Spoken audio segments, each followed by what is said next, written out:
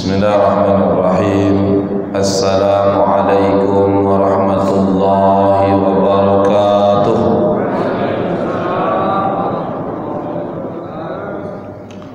Alhamdulillahilladzi hadana subulas salam wa fahamana bi syari'atin nabiyil karim sallallahu alaihi wasallam. Asyhadu an la ilaha illallah wa anna Muhammadar Rasulullah. Allahumma salli ala sayyidina Muhammad wa ala ali sayyidina Muhammad. Assalamu alayka ya Rasulullah. Subhanaka la ilma lana illa ma 'allamtana innaka antal alimul hakim. Rabbi shrah li sadri wa yassir li amri wa hlul 'uqdatam min lisani yafqahu qawli. Amma ba'd. Bapak Ibu hadirin wa hadirat, tamu-tamu Allah, jemaah salat fardu subuh Masjid Ittihadul Ummah yang kami hormati, alim ulama, cari pandai tokoh masyarakat, yang besar tak disebut gelar, yang kecil tak dipanggil nama. Semoga kita semua senantiasa dilimpahkan rahmat dan barakah oleh Allah Subhanahu wa taala. Amin ya rabbal alamin. Bersyukur kita kehadirat Allah dengan lafaz alhamdulillah rabbil alamin. Hingga detik ini kita masih meyakini Islam sebagai dinul haq. Nikmat Islam itu adalah nikmatul azam, nikmat yang terbesar. Karena dengan Islam kita akan mampu menjalani hidup ini sesuai dengan keinginan Allah. Dan dengan Islam itu pula kelak di yaumil akhir kita akan selamat dari kelompok atau digolongkan kepada kelompok orang-orang yang merugi. Inna dina indallahil Islam. Sungguhnya agama yang ada di sisi Allah itu hanya Islam. Bahkan dalam surah ketiga ayat 85 Allah Subhanahu wa taala berfirman, "Wa may yabtaghi ghairal islami dina." Siapa saja yang mencari selain Islam, ghairal Islam, dina sebagai agama, diadopsi selain Islam, maka apa kata Allah? "Falan yuqbala minhu." Maka tidak akan pernah diterima dari apa yang dia cari itu sampai kapanpun. Karena kalimat la yuqbala itu menjelaskan sampai kapanpun. Yang ada apa? Wa huwa fil akhirati minal khasirin. Yang ada wa huwa fil akhirah, dia yang mencari selain Islam tadi di akhirat kelak tergolong kepada orang-orang yang merugi. Tentu kita tak menginginkan demikian. Maka hendaklah selalu kita berdoa semoga Allah kokohkan hati kita. Muqallibal qulub tsabbit qulubana ala ta'atika wa ala dinik. Kita juga hendaklah selalu berdoa, Allahumma anta rabbuna farzuqnal istiqamah. Ya Allah, engkau Rabb kami, farzuqnal istiqamah. Berikanlah keistiqomahan kepada kami dalam urusan akidah, pengamalan syariat, perintah, dan meninggalkan semua yang dilarang oleh Allah. Bapak Ibu yang berbahagia, seperti biasa di pekan kedua di hari Ahad ini kita membahas seputar masalah fiqhul muamalatil maliyah, fikih tentang harta benda. Pertemuan bulan lalu kita sudah menuntaskan materi tentang akad. Yang kita sudah bahas akad yang sah tidak sah, akad yang sah memenuhi rukun dan syarat. Bahkan kita juga sudah membahas macam-macam atau bentuk-bentuk akad di dalam Islam, baik secara tujuan maupun keabsahan. Pada kesempatan yang berbahagia ini kita kembali membahas topik seputar masalah fikih muamalah, itu materi seputar masalah jual beli, materi kelanjutan dari akad, yakni baik fil Islam, jual beli di dalam Islam. Ibu bapak yang berbahagia, dulu orang sebelum menemukan uang sebagai alat tukar, transaksi di tengah masyarakat menggunakan sistem barter. Barter di dalam fikih namanya bai'ul muqayyadah, tukar barang sama barang. Akhirnya orang menemukan alat transaksi, alat yang tujuannya sebagai standar pengukur nilai. Mengukur nilai barang, maka alat itu menjadi standar harga. Mengukur nilai jasa, tenaga, manfaat, maka barang itu, alat itu menjadi standar upah. Alat itu disebut dengan uang, medium of exchange. Nah, setelah orang menemukan uang sebagai alat transaksi, maka transaksi di tengah masyarakat mengalami perubahan. Dari tukar menukar barang dengan barang muncul transaksi bentuk baru, namanya jual beli. Jadi awalnya manusia belum ketemu uang, itu barter. Ada punya pisang, sederhananya begitu. Pengen ubi, ada yang punya ubi pengen pisang, tukar ubi sama pisang. Cuma belum ada tukar mobil sama rumah. Duit aja belum ketemu, apalagi tukar mobil gitu ya. Tapi barang-barang yang kebutuhan ditukar barang sama barang, namanya barter. Tapi setelah uang ditemukan, transaksi itu terjadi tukar barang sama uang sebagai alat pengganti, namanya jual beli. Ibu bapak yang berbahagia, terkait dengan jual beli ini, di dalam Al-Quran dan hadis banyak sekali penjelasan kebolehan transaksi jual beli tersebut. Di antaranya firman Allah di dalam surah kedua ayat 275, ayat yang berbicara masalah riba sebenarnya. Tapi di pertengahan ayat ada penggalannya mengatakan wa ahallallahu al-bai'a wa harramar riba. Ayat ini menjadi dalil dasar utama di dalam Islam. Jual beli itu hukumnya boleh, jaiz. Wa harramar riba, dan Allah telah haramkan riba, maka apapun bentuk riba itu diharamkan. Nah, di samping surah kedua ayat 275 ini Bapak Ibu, ada di dalam surah An-Nisa ya, surah keempat ayat yang ke-29. Allah Subhanahu wa taala juga menjelaskan kebolehan dari jual beli. Ya ayyuhallazina amanu, wahai sekalian orang beriman, la taqulu amwalakum bainakum bil batil, janganlah kalian makan harta sama kalian dengan jalan batil, illa an takuna tijaratan an taradim minkum, kecuali dengan jalan perniagaan, perdagangan, antaradim minkum, suka sama suka. Ini menjadi dalil kebolehan dari transaksi jual beli. Maka jelaslah Bapak Ibu yang berbahagia, Islam membenarkan dan membolehkan transaksi jual beli. Nah, jual beli itu sendiri apa? Secara makna lughah bahasa, jual beli itu mutlak mubadalah, pertukaran secara mutlak. Apa dikatakan mutlak? Pertukarannya utuh, semuanya. Au i'ta'u syai' muqabilatun syai'in akhar, menukar, menyerahkan sesuatu dengan pengganti sesuatu yang lain. Itu jual beli. Jadi mutlak ditukar satu, serahkan satu, gantinya. Apa sesuatu itu? Bisa jadi barang sama barang, atau bisa jadi barang sama uang. Kalau terjadi pertukaran mutlak, maka itulah jual beli secara makna bahasa, makna lughah.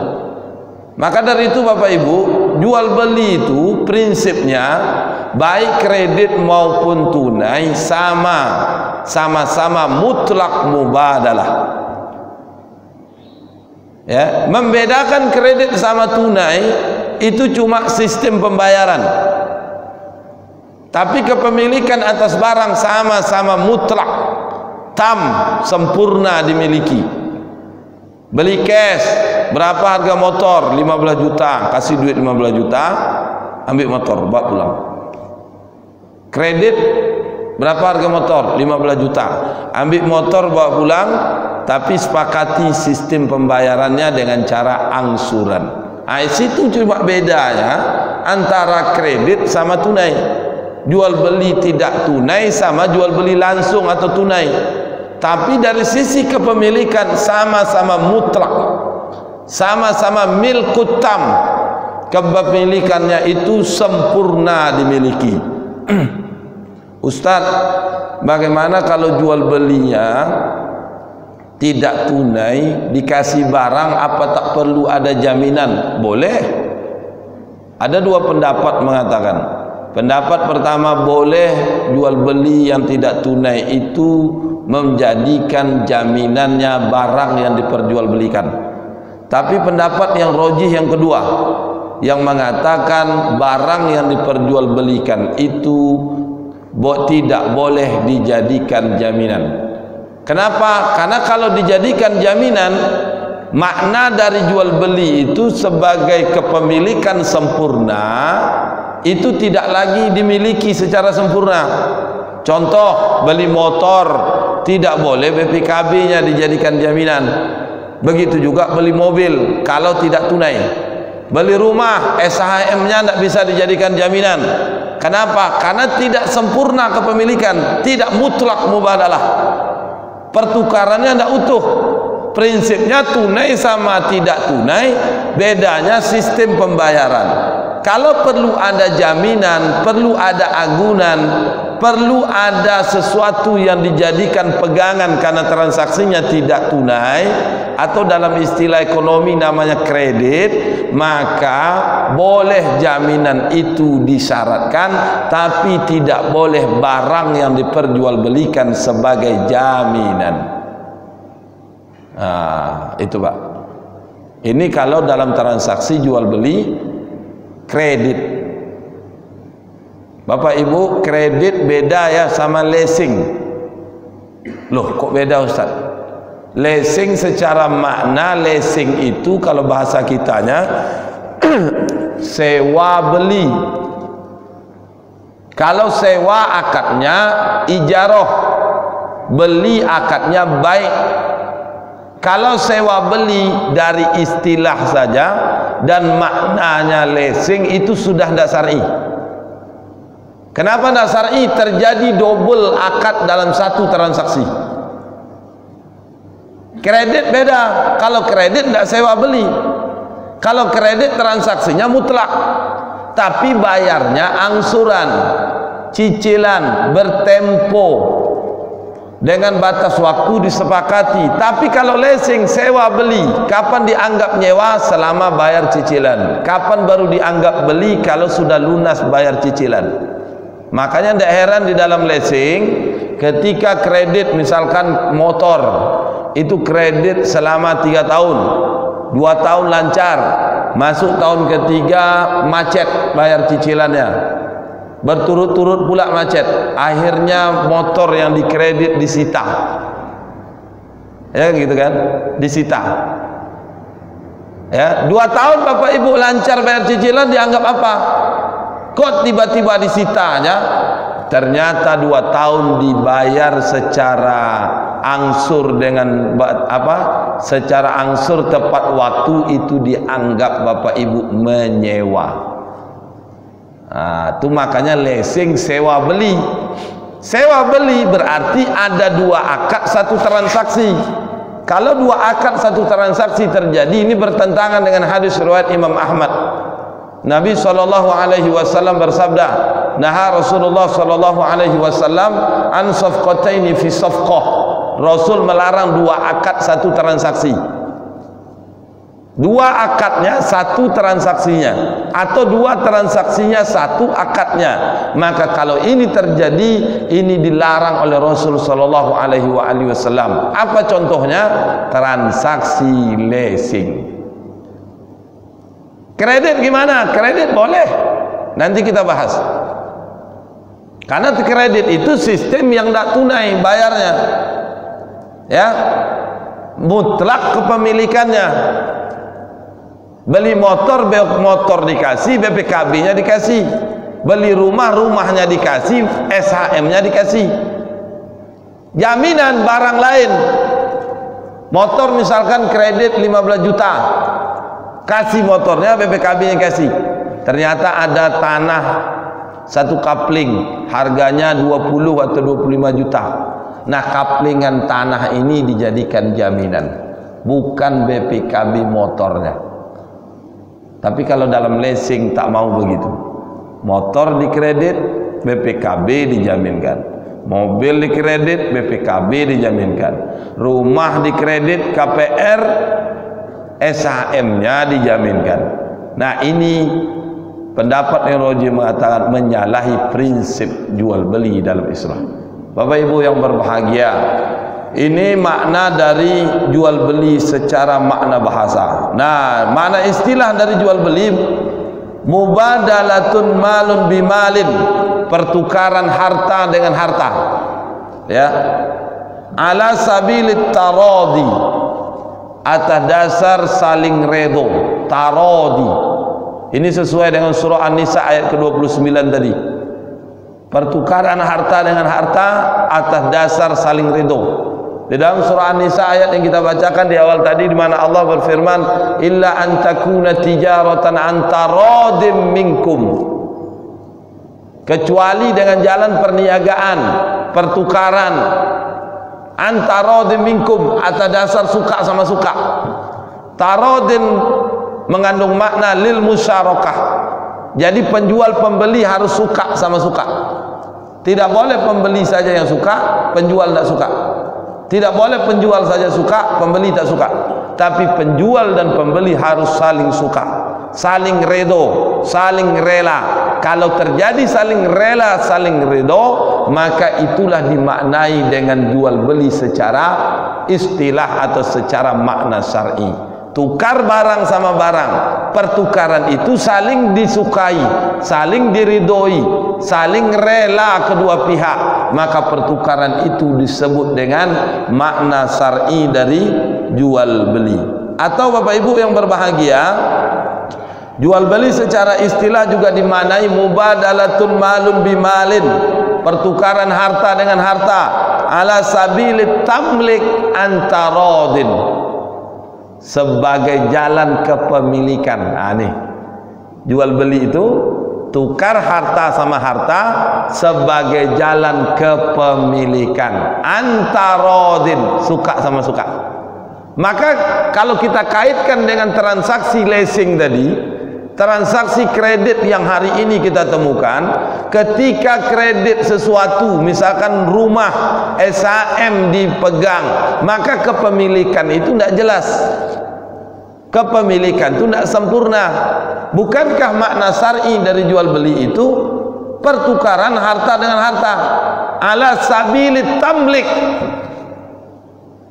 dengan sebab jalan kepemilikan, artinya kita memiliki. Kepemilikan dalam Islam, jual beli itu harus utuh, harus mutlak, harus sempurna, harus 100%, tak boleh ada syarat. Jual belinya harus putus. Misalkan si A menjual kepada si B, tidak boleh si A bilang, ini ku jual ke kamu, tapi dengan syarat, kalau kamu tak mau lagi barang ini, besok jangan jual ke orang lain, jual ke saya. Kalau kamu mau begitu, barang ini saya jual. Itu tak boleh. Itu bersyarat, syarat yang menyalahi syariat, sehingga kepemilikannya tidak sempurna. Atau begini, ini barang ku jual ke kamu, tapi kamu kalau mau jual ke orang harus segini, kalau tidak tak saya jual. Itu juga tidak boleh. Kenapa tak boleh? Tidak sempurna kepemilikannya. Padahal makna dari jual beli mubadalah malun bimalin, pertukaran harta dengan harta, ala sabilit tamlik antarodin, suka sama suka, sebagai jalan kepemilikan atas dasar suka sama suka. Bapak Ibu yang dimuliakan oleh Allah Subhanahu wa taala.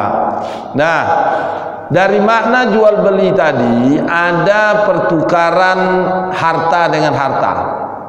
Yang namanya pertukaran faktanya secara umum ada 3. Ada harta dengan harta itu tukar barang sama barang. Ini tadi yang kita sebut dengan barter. barang sama barang ditukar, air sama minyak, beras sama gula, pisang sama ubi, kalau mau mobil sama rumah misalkan. Pertukaran seperti ini namanya barter. Bolehkah barter di dalam Islam? Boleh, dengan syarat ketentuan. Pertama, kalau dia barangnya barang ribawi, mesti harus pertukarannya langsung. Takobut, pertukarannya langsung, tak boleh ditunda-tunda. Tukar emas sama emas.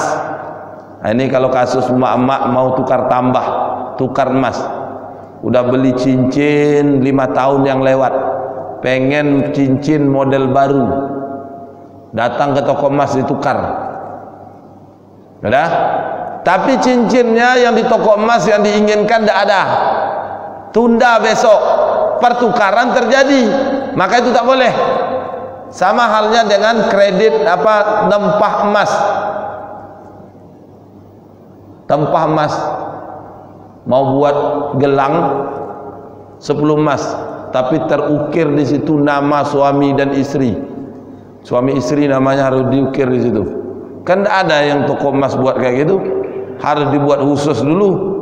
Nah, kalau Bapak Ibu lakukan praktek ini, tidak dibenahi akadnya, maka tanpa disadari pertukaran itu terjadi praktek riba. Kenapa? Karena tidak takobut. Emas salah satu barang ribawi. Az-zahabu bil-zahab wal fiddatu bil-fiddah. Ya, emas sama emas, perak sama perak. Asy-syairu bis-syair, gandum sama gandum, wa tamru bit tamri, kurma sama kurma, wal milhu bil milhi, garam sama garam, wal bur bil bir, jawaut sama jawaut.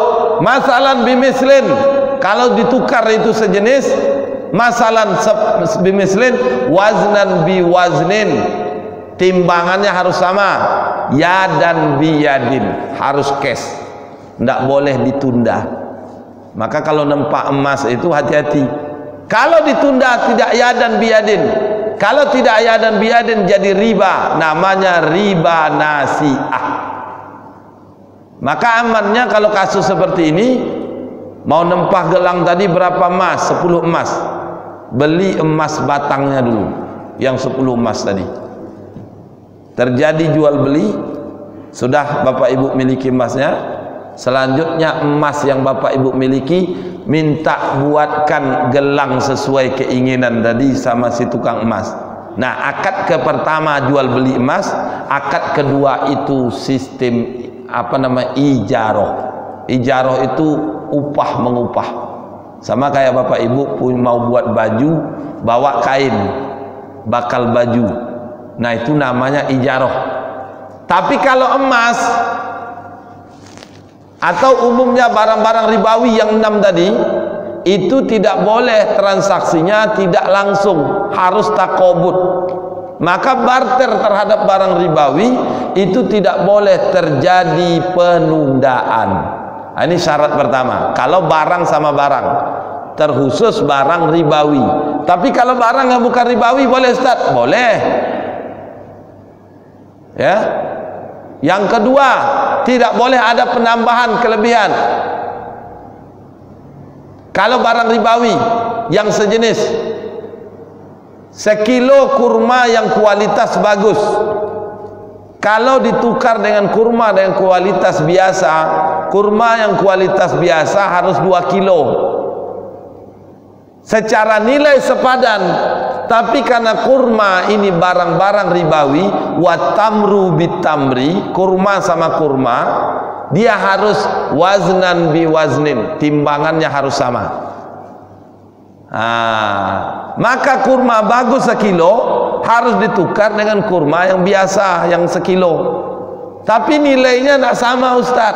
Nah, kalau dalam sistem jual beli, jual dulu kurma yang biasa ini, dapat duitnya, baru dibeli kurma yang bagus ini. Tapi kalau ditukar 1 kilo kurma yang bagus, 2 kilo kurma yang biasa, ini jadi riba fadl. Ini kalau tukar barang dengan barang, terkhusus barang ribawi, harus takobut, harus sepadan. Ini yang pertama. Yang kedua, Bapak Ibu yang berbahagia, ada kalanya ditukar barang sama uang atau uang sama barang. Ini sistem jual beli yang kita bahas. Jenis kedua, barang sama uang atau uang sama barang. Tapi ada jenis ketiga, namanya tukar barang uang sama uang. Kalau pertama barang sama barang, yang kedua barang sama uang, yang ketiga uang sama uang. Tukar uang sama uang dalam fikih namanya bai'us shorof. Tukar uang sama uang. Nah, ini contoh praktek sederhana kalau mau lebaran. Ya. 100.000 tukar dengan 5.000. Boleh enggak? Boleh aja. Itu mubadalah, pertukaran. Tapi ada syarat ketentuan. Kalau yang ditukar ini sejenis, maka yang ditukar ini nilainya harus waznan biwaznin. Masalan bimislin, waznan biwaznin. Kalau dia sejenis, timbangannya, beratnya, ukuran, nilainya harus sama. Uang 1.000, uang 100.000 tukar dengan 5.000. Maka uang 5.000 ini supaya sama nilainya dengan 100, maka uang 5.000 ini harus 20 lembar. Kurang dari 20 lembar, ini menyalahi prinsip shorof, prinsip pertukaran uang sama uang, yang mengantarkan pelakunya pada riba fadl. Makanya tukar duit 100 dengan 5.000 kalau mau lebaran, 5.000 duit baru itu mesti 5.000-nya 20 lembar. Kurang dari 20 lembar, berlebih dia dari 20 lembar, maka ini jadi riba fadl. Kurang juga tak boleh, lebih juga tak boleh. Ini karena kawan, ya udahlah kita ini mau kasihnya, ini 21 lembar. Yang 1 lembar itu tetap riba. Karena nilai yang 100 sepadan dengan 20.000 duit 5.000. Maka kelebihan dari 20, kurang dari 20, maka itu jadi riba fadl. Ini pertukaran uang sama uang. Beda kalau uangnya tidak sejenis. Rupiah dengan ringgit, 1 rupiah ringgit anggaplah 3.500. Lebih nilainya beda kan, nominalnya beda. Nah kalau yang beda jenis ini tak masalah. Kenapa? Ibaratkan air ini harganya 1.500, ya 1.500, berarti ini 50 sen harganya. Anggaplah 1 ringgit 3.000, 1.500 berarti 50 setengah ringgit harganya. Itu kalau pakai ringgit. Tapi kalau pakai rupiah berarti harganya 1.500. Nah, maka selisih inilah disebut dengan kurs, Pak. Makanya itu kalau beda jenis boleh nilai nominalnya berbeda. Ya. Kenapa? Karena dipengaruhi oleh kurs, kekuatan barang dalam membeli, kekuatan uang dalam membeli suatu barang. Bapak Ibu yang dimuliakan oleh Allah Subhanahu wa taala. Nah, ini bentuk-bentuk pertukaran. Ada barang dengan barang, ada uang sama uang, ada barang sama uang. Kalau terjadi pertukaran seperti ini ada yang disebut dengan barter, ada disebut dengan jual beli, ada disebut dengan shorof. Prinsipnya boleh selama tidak melanggar prinsip yang ditetapkan oleh syariat. Termasuk dengan jual beli. Jual beli boleh. Tukar barang sama uang boleh, tukar uang sama barang boleh, dengan catatan tidak melanggar prinsip yang ditetapkan oleh syariat. Apa prinsip yang ditetapkan oleh syariat? Prinsipnya harus terpenuhi 2 hal. Pertama, rukun jual beli, yang kedua syarat dalam jual beli. Kalau rukun dan syaratnya terpenuhi, maka jual belinya sah. Kalau rukun syaratnya tak terpenuhi, jual belinya tidak menjadi sah. Bapak Ibu bingung? Ya. Semakin bingung itu kayaknya semakin paham. Ya. Baik, supaya tidak membingungkan, sebelum saya lanjut, ada yang dibingungkan dari yang saya sampaikan, silakanlah. Kemana tahu ada yang mau kita diskusi, sharing. Iya Pak.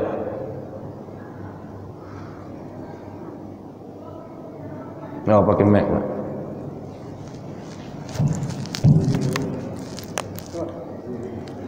Ya.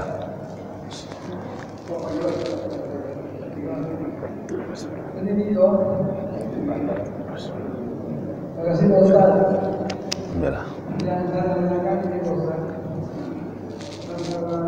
misalnya di dalam Pak Ustaz bilang tadi, di dalam lebaran kan banyak orang tukar uang dengan uang, karena dia butuh uang baru, kan itu Pak ya. Bapak bilang tadi nilainya sama. Yang saya tanyakan itu, jadi orang ini kan bagaimanapun dia akan menjual jasa. Di mana dia bisa mengambil jasanya? Kalau ini nominalnya sama. Iya. Iya. Baik, terima kasih Pak. Ada yang lain? Oh.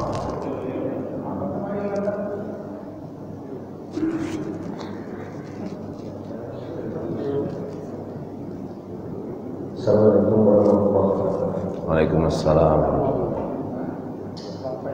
Yang ingin saya tanyakan mengenai penjelasan dari Pak Ustaz tadi, prinsip jual beli atau leasing atau KPR. Pertama yang saya ingin tanyakan, seandainya, bukan seandainya ini Pak Ustaz, ini kan rata-rata semuanya katakan membeli rumah, agunannya SHM atau SHGB. Tadi Ustaz sampaikan bahwa itu tidak sesuai dengan prinsip, artinya tidak syarat. Kalau saya lihat semuanya, termasuk saya pribadi juga menemukan hal itu. Ya.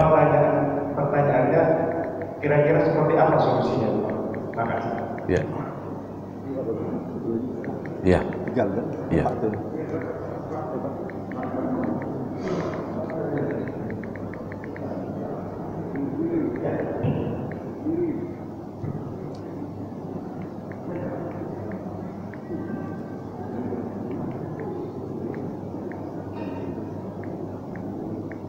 Ya, silakan Pak.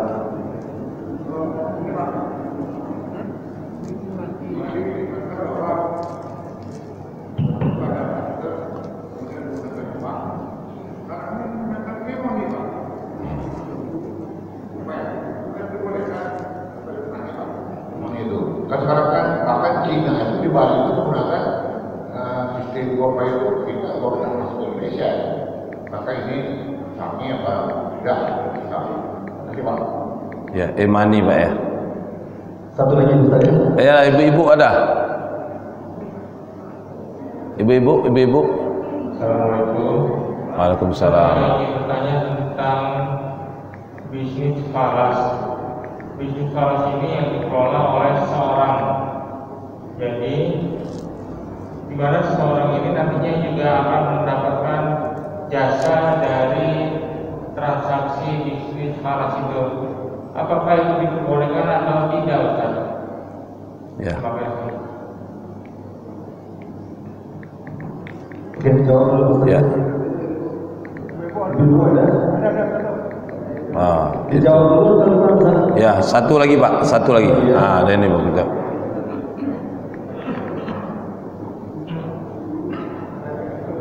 Ibu dua nih. Terima kasih Ustaz. Yang saya tanyakan Ustaz, ini jual tunai dengan kredit Ustaz. Di mana-mana yang kredit harganya berbeda dengan harga kontan. Apakah itu dibolehkan Ustaz? Kalau kredit misalnya, kalau tunai 150.000, kalau kredit tidak 200.000. Karena menunggunya lama untuk Ustaz. Apa dibolehkan atau tidak Ustaz? Terima kasih. Ya. Cukup dulu ya. Baik. Satu lagi boleh Ustaz? Kumpulkan aja Pak, kumpulkan. Terakhir itu kumpul semua, habis waktunya libur kita. Baik, silakan Bu. Assalamualaikum warahmatullahi wabarakatuh. Waalaikumsalam. Kita kadang transaksi atau mengasih jasa. Jadi jasanya misalnya 18.000, sedangkan uang kita kasih 20.000. Dia mencari kembalinya, nggak ada. Kita bilang Ustaz, bilang apa itu Ustaz? Ya kata kita. Terima kasih Ustaz. Ya, baik Bu, sama-sama. Baik, cukup dulu, nanti memungkinkan kita buka. Baik. Pertama, jasa tukar menukar uang. Nah, ini terkait jasa. Tadi terkait dengan uang ditukar 5.000 dengan uang 100 dengan 5.000 duit baru. Maka tidak boleh ada kelebihan, kekurangan. Dia kalau masalan bimislin waznan biwaznin, barang-barang ribawi itu syarat ketentuan yang tidak boleh dilanggar, dan ketentuan yang berlaku. Kalau barang-barang ribawi yang sejenis, emas sama emas, perak sama perak, beda. Kalau emas sama perak berarti tidak sejenis. Kalau dia yang sejenis emas sama emas, perak sama perak, gandum-gandum, garam-garam, kurma-kurma, jawawut-jawawut, maka syaratnya masalan bimislin waznan biwaznin yadan biyadin. Faman zada awistazada, siapa saja yang memberi tambah atau meminta tambahan, faqad arba, maka sungguh telah melakukan praktek riba. Nah, muncul persoalan tukar duit ini. Kalau orang tu Ustaz tak dilakukannya, ada kelebihan, tukar 100.000 dapat untung dia 5.000 atau 10.000, yang diterima oleh yang menukar cuma 18 lembar atau 19 lembar. Kalau 19 lembar berarti kan untungnya 5.000, berarti nilainya 95.000, tidak 100.000. Secara hukum nasnya tegas, tak boleh. Nah, kalau gitu kan orang ini bagaimanapun kan jasa di dalam Islam itu boleh selama tak melanggar syariat. Ingat Bapak Ibu yang berbahagia, kita melakukan sesuatu karena perintah, meninggalkan sesuatu karena larangan. Perintahnya karena ada Al-Quran dan hadis, larangannya ada Al-Quran dan hadis. Satu contoh, tidak boleh memakan, meminum khamar, memakan daging bebong. Itu bukan karena mudarat, diminum, digunakan, dikonsumsi bukan karena manfaat, tapi karena apa? Karena larangan. Sama halnya tadi, kenapa tak boleh?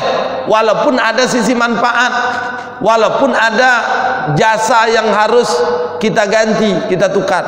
Ini bukan persoalan boleh tidak boleh, karena itu pertama larangan, yang kedua jasanya itu boleh diambil keuntungan, diperoleh keuntungan kalau jasa itu tidak melanggar syariat. Kalau kasus yang jual beli tadi, duit 100 tukar dengan 5.000, ditukar 5.000 cuma diterima 19, tidak 20. Ini transaksi bentuk pertukaran melanggar syariat. Maka seorang muslim harus terikat sesuai dengan kaidah, ya, atau dengan dalil apa kata Allah dalam Al-Quran, fala wa rabbika la yu'minuna hatta yuhaqqimuka fima sajara bainahum, ya, tidak beriman demi Rabbmu, tidak beriman salah seorang di antara kalian sehingga menjadikan engkau wahai Muhammad sebagai hakim dalam memutuskan perkara di antara kalian. Nah, maka dari itu Bapak Ibu yang berbahagia, di sini penting kita mentaatinya, mentaati ketentuan baku dari Allah. Kenapa? Bentuk dari keimanan, dan wujud keimanan kita terikat kepada syariat. Apalagi kaidah yang dikatakan, diungkapkan oleh para ulama, ada kaidah hukum. Al-aslu fil af'al at-taqayyudu bil hukmi syar'i. Hukum asal perbuatan manusia terikat kepada hukum syarak. Kalau syarak melarang, tinggalkan. Kalau syarak memerintahkan, kerjakan. Kalau syarak menganjurkan, perbuatlah, lakukan. Kalau syaraknya mencela, jauhi. Kalau syarak mengasih opsi, pilih. Apa yang dipilih? Antara manfaat dan mudarat. Baik, gitu Pak. Jadi kalau pertukaran tadi tidak bisa kita pandang karena jasanya. Ada jasa yang boleh, ada jasa yang tak boleh. Kalau jasa yang dibolehkan silakan. Misalkan Bapak Ibu pergi ke pasar, dari pasar itu bawa barang banyak, ada yang ngangkut barang, dipikul barang tuh ke transportasi Bapak Ibu, itu jasa yang boleh, enggak apa-apa. Tapi kalau tukar uang tadi, dia ada kelebihan, ada kekurangan, ini jasa yang tak dibolehkan. Nah, ini pertama. Ya. Yang kedua, KPR dijamin surat-suratnya. Apa solusinya? Terlepas memang Bapak Ibu melakukannya. Solusinya apa? Solusinya kalau sudah tahu kayak gitu, ya mau tidak mau harus dihentikan.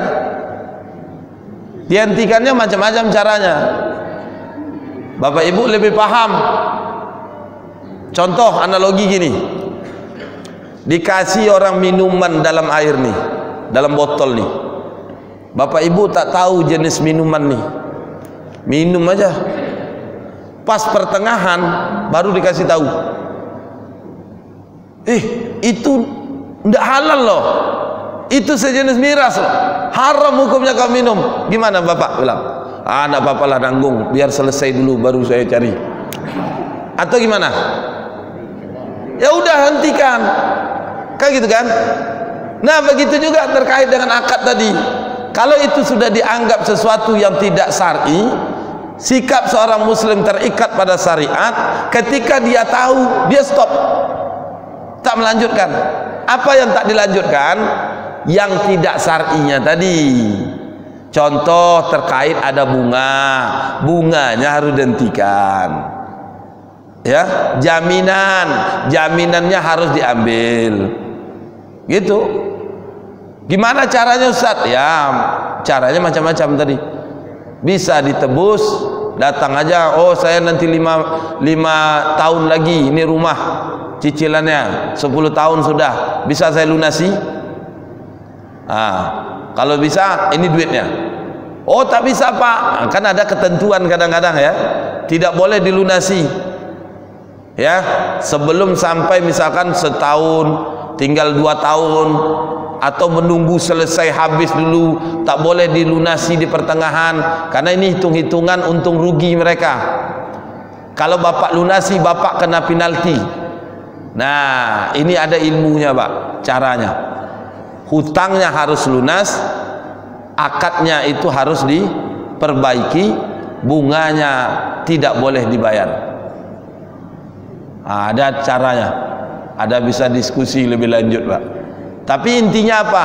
Kalau solusi yang tadi Bapak udah tahu, udah stop. Kalau mesti, apalagi kalau KPR-nya bisa dilunasi langsung, ada duit lunasi. Ya. Karena di kredit leasing itu, leasing itu 3 aja yang buat masalah. Pertama, sistem kepemilikan itu tidak sempurna. Yang kedua, dari sisi dendanya Pak, keterlambatan. Tapi walaupun Bapak Ibu bayar tepat waktu, tak pernah kena denda. Tapi kalau disyaratkan di awal ada denda atas keterlambatan, itu akadnya juga tidak sah. Walaupun Bapak Ibu pastikan, karena akad itu mempengaruhi, sesuai dengan makna akad kita kemarin kan, pembahasan akad. Irtibat ijabi qabulin ala wajib masru' yazharu atharahu fi mahallihi. Jadi akad yang syar'i itu mempengaruhi objek. Maka akad yang syar'i mempengaruhi objek. Akad yang tak syar'i mempengaruhi objek juga. Kalau akadnya tidak syar'i, objeknya jadi tidak halal. Akadnya syar'i, objeknya halal. Maka kalau disyaratkan akad yang batil, objeknya menjadi tidak halal.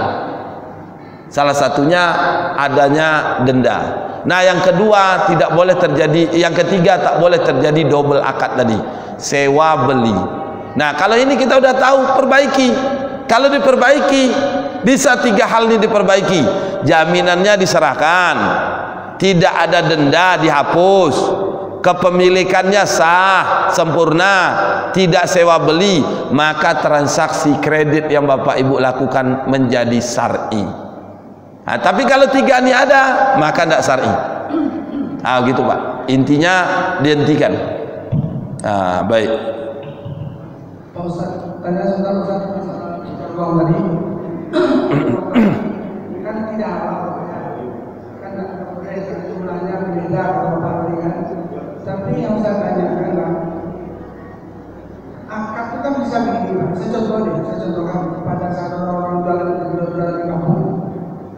Bu, saya jual yang saya beli Pak, itu kan suatu kata akad Pak, kan boleh Pak? Iya. Kan boleh kan? Iya. Sekarang orang gambar, kita terbang, kita butuh.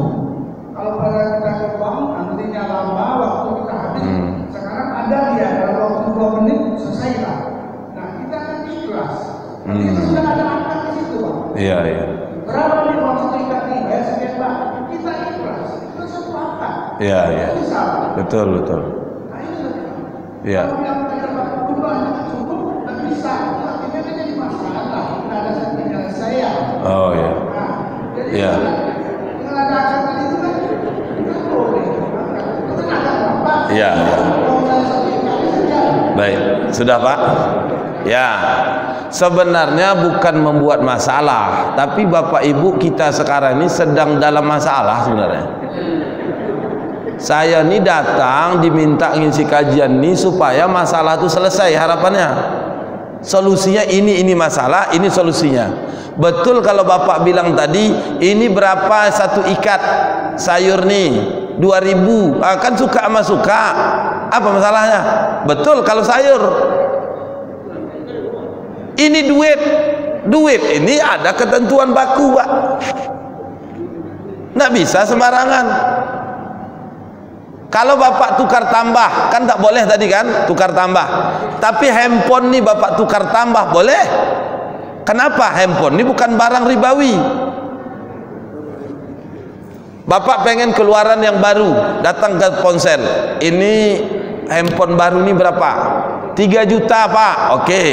Ini handphone saya ini berapa duit kalau saya tukar jual? 2 juta. Kalau tukar tambah saya berapa nambah lagi? 1 juta. Ini handphone saya ini duit 1 juta. Boleh? Tak masalah. Kenapa? Karena handphone bukan barang ribawi. Tapi kalau duit tak boleh.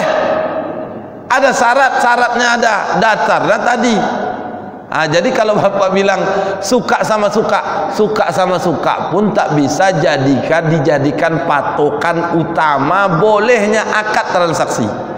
Memang betul suka sama suka itu menjadi syarat, tapi bukan satu-satunya syarat. Kalau melanggar hukum syara, suka sama suka itu tak boleh. Ada contoh ekstrim, tapi Bapak Ibu jangan kaget, saya pun mohon maaf. PSK sama laki-laki hidung belang, itu suka sama suka Pak.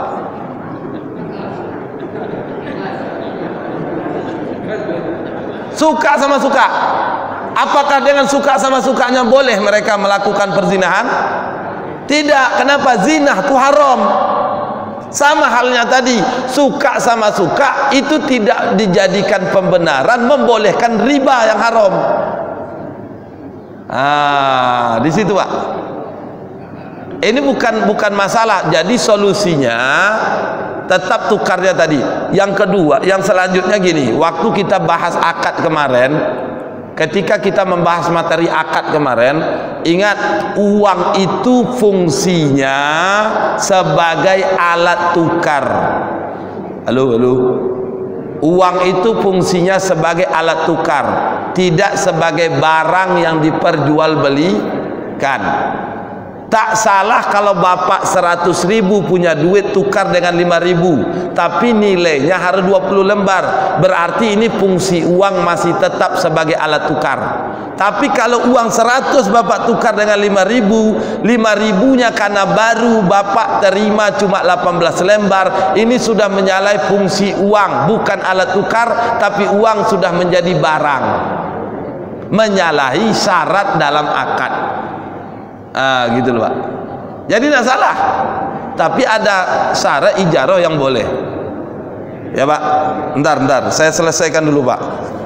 Yang ketiga, pertanyaan ketiga terkait dengan e-money. Tadi kan ada uang, sistem uang, ada barter. Sekarang orang pakai e-money, elektrik, uang elektrik.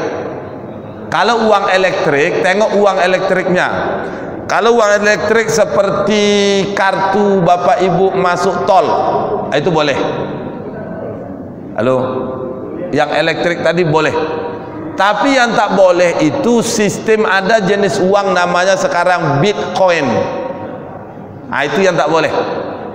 Kok tak boleh? Pertama, Bitcoin ini tidak dikeluarkan oleh lembaga yang punya otoritas. Siapa yang mengeluarkan tidak jelas. Negara mana mengeluarkan tidak jelas. Maka ini rentan terjadi penipuan. Yang kedua, syarat uang itu harus dikeluarkan oleh lembaga otoritas, yakni negara. Dolar jelas dikeluarkan oleh Amerika, rupiah dikeluarkan oleh Indonesia, ringgit atau dolar Malaysia dikeluarkan oleh Malaysia, Singapura begitu juga dikeluarkan oleh lembaga yang punya otoritas negara. Maka kalau tak dikeluarkan oleh lembaga yang punya otoritas atau negara, ini menyalahi syarat uang yang pertama. Kalau money tadi beda Pak, tapi kalau Bitcoin pertama ini. Yang kedua, tidak boleh, tidak bersifat eksklusif. Uang itu tak eksklusif. Kayak Bapak Ibu punya uang rupiah itulah, siapapun orangnya bisa gunakan, bisa dapat. Ya, anak-anak pun bisa dapat. Kalau Bitcoin tidak, hanya orang tertentu dengan syarat ketentuan yang berlaku. Nah, yang ketiga, tukarnya itu memang ada di pasaran. Ya. Makanya uang Bitcoin itu kalau Bapak Ibu udah sampai ke daerah pedalaman, apalagi tak ada jaringan, udah tak berlaku lagi. Saya kemarin pergi mengisi di desa Kampung Durian, Sungai Gunung Sahilan. Dalam perjalanan itu Pak, ada tempat mati Google Mapnya, tak ada jaringan, nelpon tak bisa, jaringan tak bisa. Itu tak bisa pakai Bitcoin di situ, karena duitnya di handphone, di jaringan semua. Itu makanya 3 syarat ini, maka menjadi alasan kalau Bitcoin itu tidak syar'i. Ya, tidak syar'i. Tapi kalau e-money, uang elektronik itu masih boleh. Cuma ada hal yang perlu dipahami. Itu terjadi ikhtilaf di kalangan ulama tentang adanya diskon. Misalkan Bapak Ibu belanja pakai GoPay, ada diskon dengan belanja yang langsung tak pakai diskon. Di situ aja ulama beda pendapat, diskon ini bagian dari riba atau bukan. Ini perbedaan ulama dalam memahami fakta hukum GoPay. Tapi intinya elektronik, uang elektronik itu boleh. Kalau kasusnya kartu tadi gitu ya Pak. Tapi kalau sistemnya seperti Bitcoin tadi, itu jelas hukumnya tidak boleh.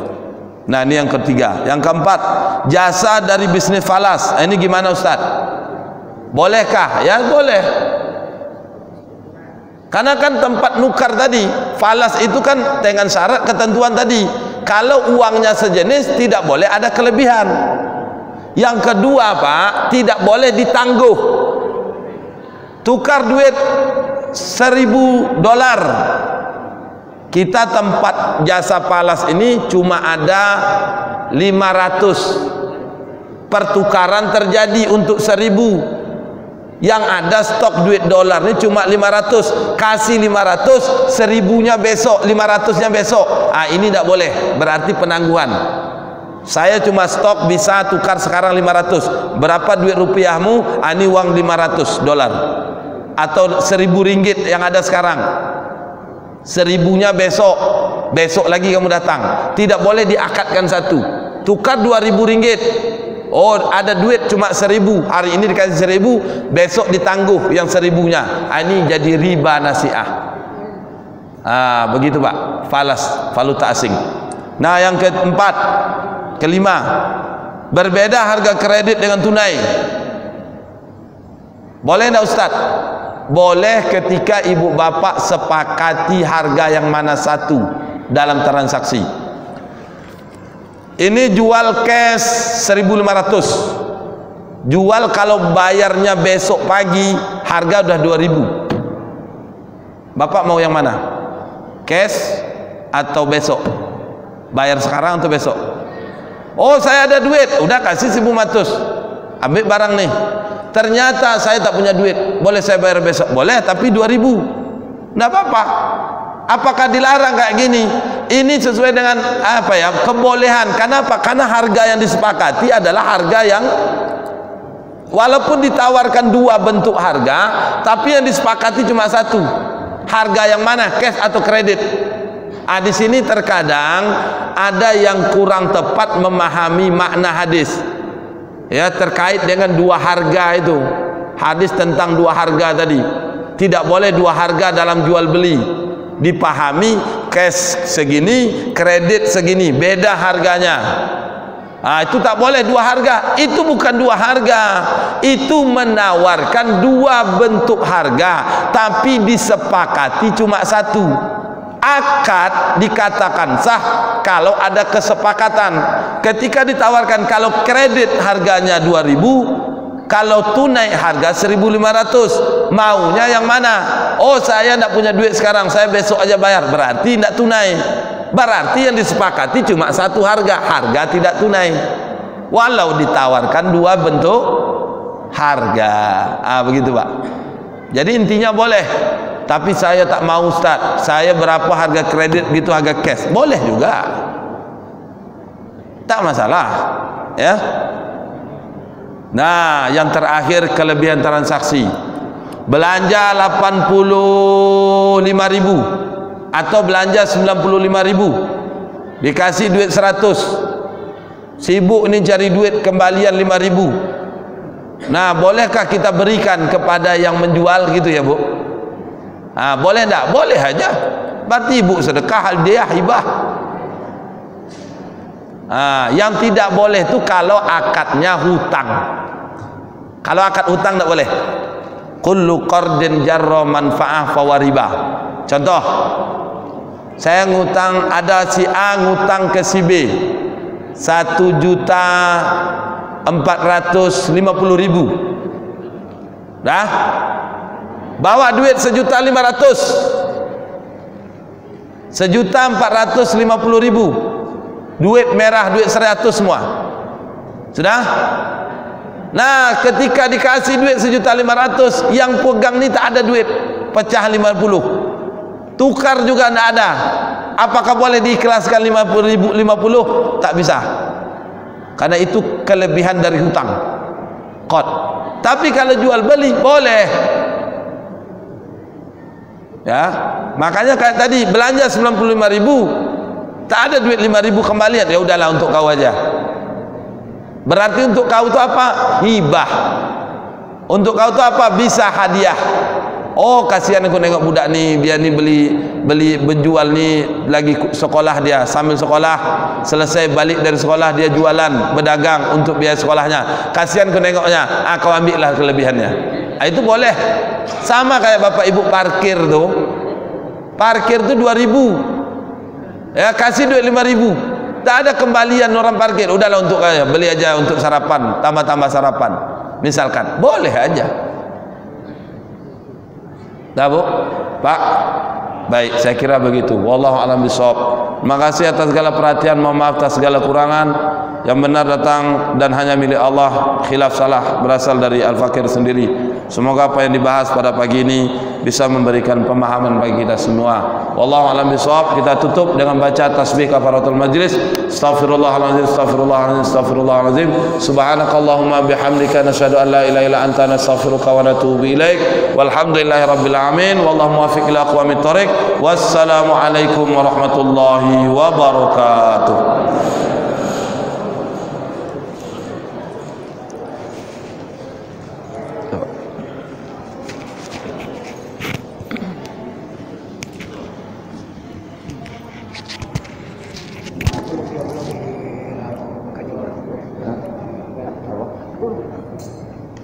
Ayo. Coba, apa?